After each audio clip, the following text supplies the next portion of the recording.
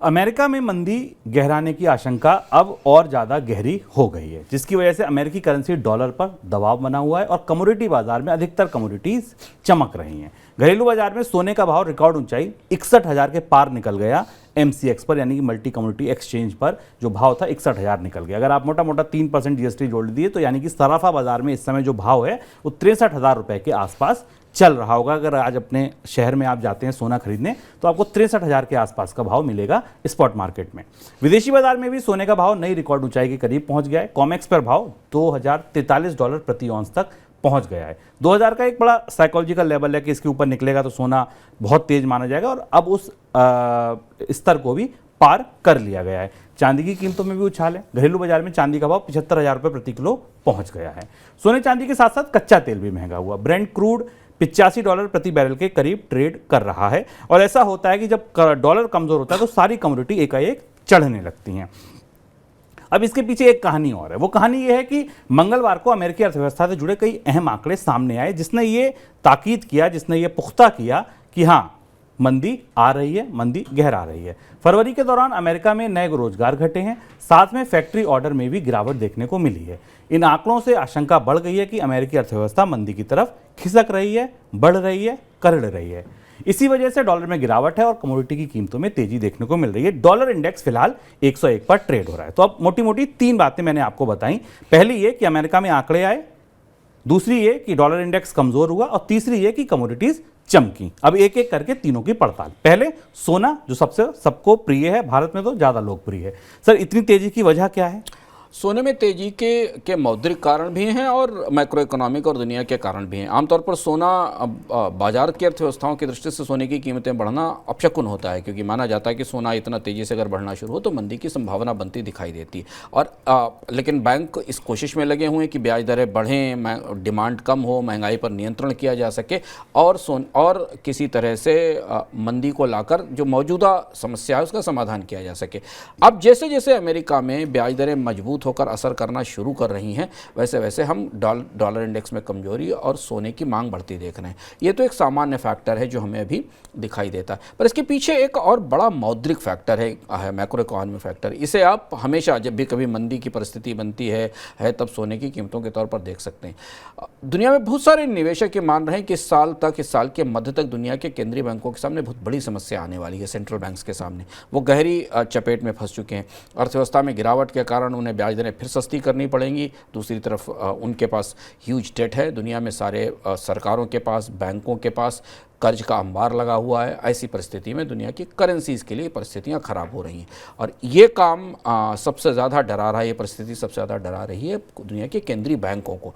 इसलिए सोने में ये तेज़ी बाजार की मांग और आपूर्ति से आई हुई तेज़ी नहीं है शुभम, और इसलिए इस तेज़ी का मिजाज कुछ दूसरे तरीके का है। ये तेजी आई है सरकारी बैंकों की या केंद्रीय बैंकों की भारी सोना खरीद से। और पिछले 2 साल में केंद्रीय बैंकों ने जिस बड़े पैमाने पर सोना खरीदा है उससे ये स्थापित हो गया है कि अगर आप किसी भी दुनिया के ग्लोबल ट्रेडर से पूछे तो ये मान रहा है कि दुनिया में जो बड़े करेंसी प्रोड्यूसर्स हैं, यानी जो सॉवरेन करेंसी बनाने वाले लोग हैं, जो देश हैं, वही सोने का इस्तेमाल हेज के तौर पर करने लगे हैं। तो एक तो सोने का हेज है वो जो आम इन्वेस्टर्स लेता है कि उसने शेयर बाजार में गिरावट देखी तो सोने में पैसा लगाया, सोने से पैसा निकालकर प्रॉपर्टी में पैसा लगाया। पर जो करेंसी बनाने वाले सॉवरेन करेंसी के प्रोड्यूसर्स या छापने वाले देश लोग हैं, जो बैंक हैं, वही अब अपने विदेशी मुद्रा भंडारों का एक हिस्सा सोने की तरफ ले जा रहे हैं और सोने को हेज के तौर पर इस्तेमाल कर रहे हैं। हालांकि सोना गोल्ड स्टैंडर्ड नहीं है, सोने के बदले कोई करेंसी परिवर्तनीय नहीं है, लेकिन फिर भी फिलहाल मौजूदा परिस्थिति में जो ज़बरदस्त मौद्रिक अनिश्चितता है, मॉनेटरी अनसर्टेनिटी है, महंगाई फिर बढ़ने की संभावना दिख रही है। कच्चे तेल पर भी हम बात करेंगे। इसके बाद लोगों को लग रहा है कि और अगर महंगाई बढ़ी तो मंदी और गहरी होगी क्योंकि ब्याज दरों में बढ़ोतरी का दौर और लंबा चलेगा। ऐसी परिस्थिति में सोना और ज़्यादा चमकता दिखाई देगा। तो सोने में बढ़ोतरी की वजह सिर्फ बाजार में मांग और आपूर्ति की परिस्थिति नहीं है।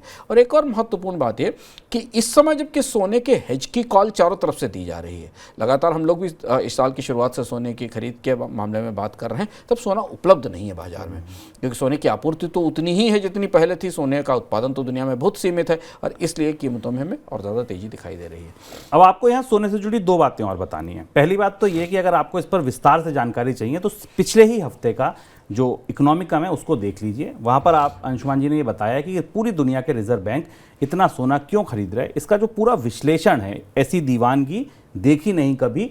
ये पूरा एपिसोड आप देखिए और सोने का तार तार रेशा रेशा अलग, आपको समझ में आ जाएगा पूरी दुनिया में, पूरी दुनिया के केंद्रीय बैंक, पूरी दुनिया के सोने के बाजार किस तरह मूव कर रहे हैं।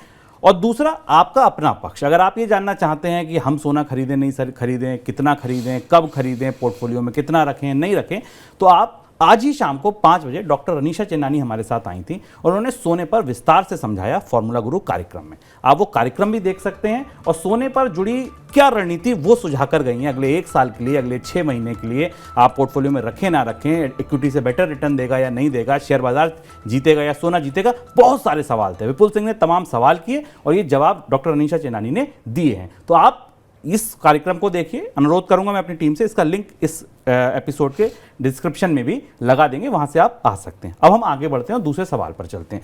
सर, दूसरा सवाल, जो फैक्ट्री के आंकड़े आए थे, नौकरियों के आंकड़े आए थे, अमेरिका में मंदी की संभावना आपको कितनी गहरी दिखती है? अमेरिका में मंदी की संभावना गहरी तो दिखती है, लेकिन अभी ये पहला संकेत है साल भर बाद, साल भर तक ब्याज दरें बढ़ाने के बाद पहली बार अब अमेरिका में रोजगारों का आंकड़ा इस बात का संकेत दे रहा है कि जो पूरी कवायद अमेरिका का फेडरल रिजर्व कर रहा था उसका थोड़ा असर दिखने लगा है, केवल रोजगार की दृष्टि से। अभी महंगाई के आंकड़ा, महंगाई भी 5% से ऊपर बनी हुई, उसमें कोई महत्वपूर्ण गिरावट नहीं दिख रही है। डिमांड की साइड से भी कोई बहुत बड़ा ब्रेकडाउन नहीं आया अमेरिकी अर्थव्यवस्था में, बावजूद इसके कि एनर्जी की प्राइसेस ऊपर बनी हुई हैं। लेकिन चूंकि बाजार इतने बेचैन हैं, बाजार मानो ये सुनने के लिए उतावले बैठे हैं कि अब बस बहुत हुआ, इसके बाद ब्याज दरें नहीं बढ़ाई जाएंगी, क्योंकि बाजारों को सस्ती पूंजी चाहिए। हालांकि समस्या वहीं से निकलती है, लेकिन वो उतने ही बेचैन हैं कि सस्ती पूंजी का नल जो बंद हो चुका है, उस पर ताला लगा हुआ, वो खुल जाए और वहां से फिर पानी निकलना शुरू हो जाए। इसलिए वो हर उस संकेत को पढ़ने की कोशिश कर रहे हैं जो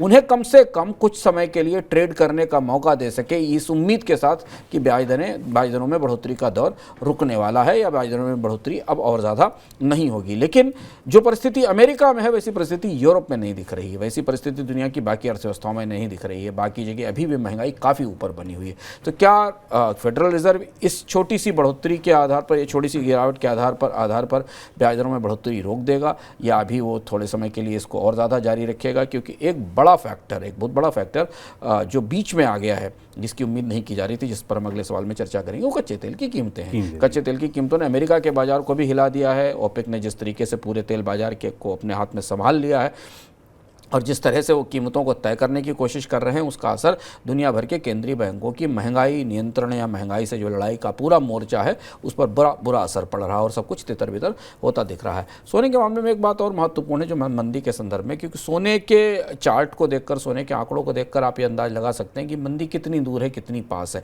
और बाजार क्या सोच रहा है। हम देखने की कोशिश कर रहे हैं। सोना अब जिस स्थिति में जा चुका है, शो हमने आपको नंबर बताया, $2000 पर आउंस से ऊपर है, 2040 के आसपास है।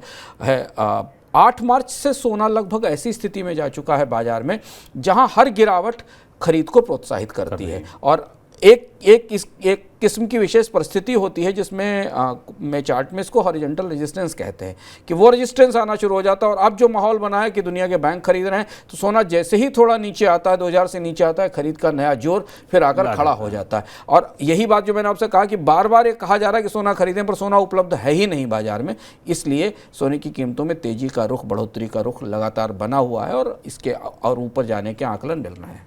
सर, तीसरा सवाल कच्चे तेल को लेकर, क्या मंदी एक तरफ आ रही है, अगर अमेरिका में खिसक रही है आगे, तो क्या मंदी की संभावनाओं के बीच भी कच्चे तेल की कीमतें चढ़ती रहेंगी? हाँ, और यही कोशिश ओपेक के देशों ने की है। अक्सर कहा जाता है कि कच्चे तेल के बाजार में कारोबार केवल 1% होता है और पॉलिटिक्स 99% होती है। तो दुनिया में जिस तरीके का राजनीतिक संतुलन बदला है, रूस का ध्रुव पिघल रहा है, रूस की अर्थव्यवस्था गहरे संकट में युद्ध के कारण, अमेरिका ने नाटो देशों के साथ एक नई तरीके की कोशिश शुरू की है। ऐसी परिस्थिति में सऊदी अरब और तेल उत्पादक देशों को अपनी राजनीतिक ताकत बड़े पैमाने पर समेटने का मौका मिला है।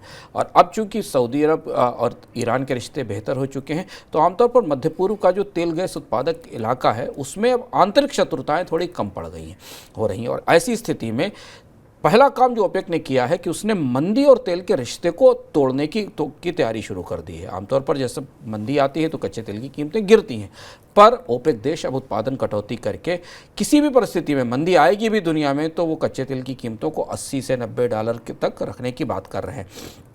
बल्कि ये भी स्पष्ट रूप से और काफ़ी आक्रामक रूप से सऊदी अरब की तरफ से ये भी संकेत दिया गया कि अगर ज़रूरत पड़ेगी तो उत्पादन में और भी कटौती की जाएगी। और इसलिए लोग ये मान रहे हैं कि 100 से 105 डॉलर के कच्चे तेल की कीमतें इस साल फिर पहुंच सकती हैं 2024 में। इस तरीके के संकेत आना शुरू हो गए।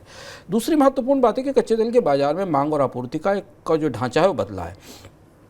पहले रूस का तेल यूरोप को जाता था, सबसे बड़ा सप्लायर था रूस यूरोप के देशों की हाइड्रोकार्बन और तेल की ज़रूरतों का, और सऊदी अरब और ओपेक का तेल एशिया को जाता था, यानी चीन भारत जैसे देशों को जाता था। अब रूस का तेल चीन और भारत जैसे प्रमुख देश खरीद रहे हैं और सऊदी अरब और ओपेक का तेल यूरोप के देशों को जा रहा है। और इस संतुलन के बदलने के बीच में अमेरिका चाह कर भी, बहुत कोशिश करके भी, तेल के बाजार में ये जो दबदबा था ओपेक का वो तोड़ नहीं पाया, क्योंकि भौगोलिक रूप से अमेरिका इतनी दूर है कि वहाँ से तेल पहुँचा पाना यूरोप के लिए आसान नहीं और महंगा भी है। और तीसरी और महत्वपूर्ण बात है कि बाजार में ये भी माना जा रहा है कि अमेरिका का जो शेल गैस का प्रोडक्शन या शेल ऑयल का प्रोडक्शन है, उसमें आने वाले कुछ महीनों में थोड़ी नरमी और गिरावट भी आ सकती है। तो सारी परिस्थितियाँ मिलकर मंदी के बावजूद कच्चे तेल की कीमतों में बढ़ोतरी की ज़मीन तैयार कर रही हैं।